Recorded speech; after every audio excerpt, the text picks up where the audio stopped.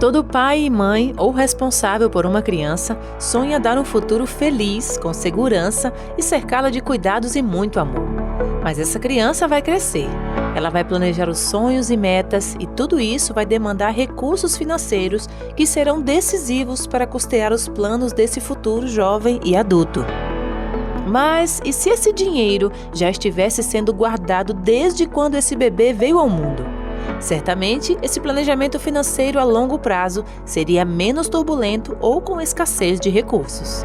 Eu tenho observado que quanto mais o tempo vem passando, mais essa conscientização aumenta do investimento para o filho. Não somente pensando no filho, mas pensando que o pai lá na frente vai ter que pagar uma faculdade, o pai lá na frente vai ter que pagar um curso de inglês, o pai lá na frente vai querer fazer aquela viagem, família, com o filho.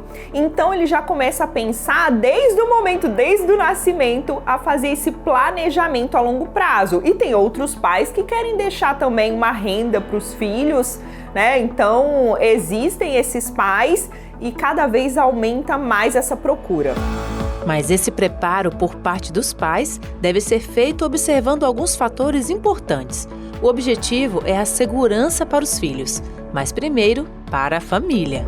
É importante que esse pai tenha consciência que ele precisa primeiro formar a reserva de emergência dele, que é um valor que a gente precisa guardar para possíveis imprevistos que venham a acontecer. Antes de continuar, vamos entender como fazer essa reserva de emergência. Vamos supor que esse pai de família receba R$ 1.800 por mês e a despesa geral da casa seja de R$ 1.200. Isso inclui contas de água, luz, internet e alimentação. O alvo da reserva de emergência dessa família para 6 meses será de R$ 7.200 e de R$ 14.000 para um ano. Lembrando que essa reserva pode ser concluída de acordo com o prazo que esse provedor determinar. Você pode ir juntando aos poucos como puder. É ela que vai salvar a família caso haja algum imprevisto na rotina. E aí sim ele pode dar outros passos maiores. E eu sempre digo o seguinte, ele tem que pensar em se pagar primeiro, né? Só para entender o conceito. Se ele deixar para investir o que sobra do salário dele todos os meses, né? Depois que ele der o dízimo, depois que ele ofertar, depois que ele pagar as contas, dificilmente vai sobrar alguma coisa. Então ele precisa ter uma ordem de prioridade para esses pagamentos. E aí, o dinheiro que ele vai investir todos os meses para o filho também precisa estar nesses objetivos. Dados recentes de uma pesquisa feita pela Confederação Nacional do Comércio em junho deste ano apontaram que mais de 70% das famílias brasileiras estão endividadas. Um dos fatores é a falta de educação financeira, já que esses adultos de hoje não receberam esse tipo de educação no passado. Daí a importância de começar esse ensino ainda na infância. Mas essa nova geração de pais querem mudar esse quadro e Ricardo é uma dessas pessoas. Ricardo, em que momento vocês decidiram guardar recursos para o futuro dos filhos e como têm acontecido esses diálogos de educação financeira com essas crianças?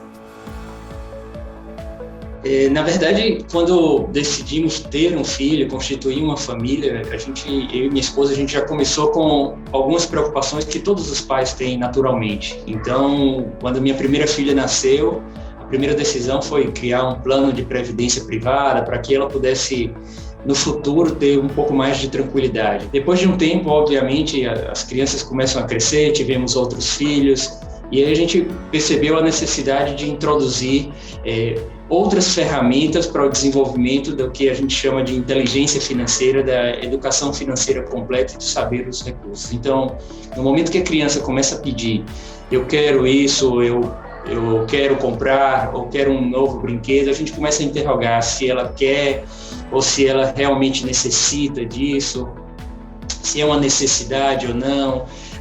Começamos então a falar sobre orçamento familiar, a falar sobre decisões financeiras, compartilhar a vida financeira da família, e isso gerou algumas decisões que ao longo dos anos e com o passar do tempo eles acompanharam.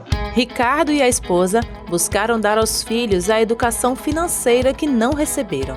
Com o passar do tempo, os pequenos aprenderam a fazer seus próprios investimentos. E hoje ele já tem um portfólio mais amplo do que seria de investimentos. Eles já tem uma parte que podem investir na poupança, que é o investimento mais tradicional, com menor risco. Eles também já fazem compra de algumas moedas estrangeiras, como principalmente o dólar, porque sabem que pode valorizar no futuro também. E também começaram com investimentos em bolsa de valores e em criptomoedas, que são investimentos de maior risco, mas também que nós acreditamos que seja importante para o processo de desenvolvimento dessa inteligência financeira.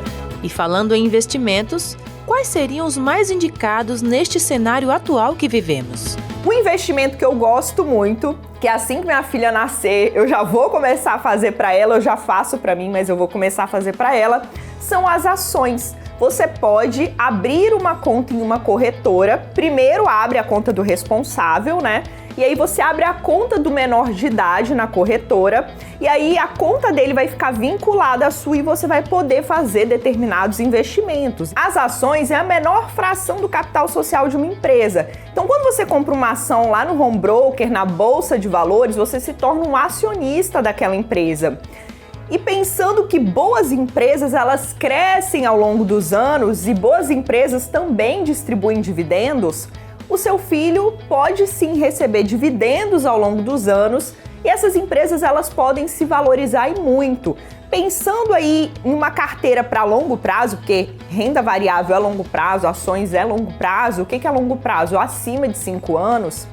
Você pode sim colocar boas empresas na carteira do seu filho, não somente na carteira do filho, mas na carteira do pai, só que com estratégias distintas, né? Após incluir a educação financeira na vida dos filhos, Ricardo percebeu grandes mudanças positivas, um caminho sem volta e cheio de benefícios para toda a família.